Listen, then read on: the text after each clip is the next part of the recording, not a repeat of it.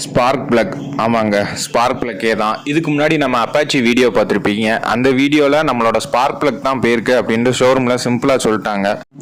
Spark பிளக்னா என்ன, அது எதுக்கு யூஸ் ஆகுதுன்னு ஃபஸ்ட்டு நம்ம பார்த்துருவோம். அதாவது ஸ்பார்க் பிளக் எதுக்கு யூஸ் ஆகுதுன்னா எரிக்கிறதுக்கு தாங்க யூஸ் ஆகுது. அதாவது கம்பஷனுக்கு ஏரும் ஃபியலும் மிக்ஸ் பண்ணி வர்றப்ப அதை ஒரு ஸ்பார்க் மூலியமாக எரித்து அதுலேருந்து வர பவர் மூலியமாக தான் நம்மளுக்கு இன்ஜின் ரன் ஆகுது.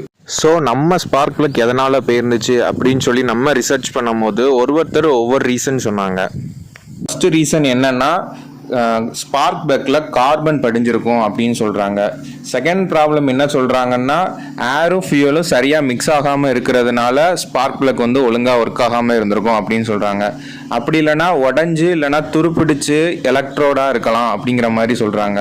அனதர் ரீசன் என்ன சொல்கிறாங்கன்னா ஸ்பார்க் பிளக்குக்கும் அதுக்கு கீழே இருக்கிற எலக்ட்ரோடுக்கும் இருக்கிற கேப் வந்து ரொம்ப அதிகமாக இருக்கலாம், அதனாலையும் ப்ராப்ளம் வரும் அப்படின்னு சொல்கிறாங்க.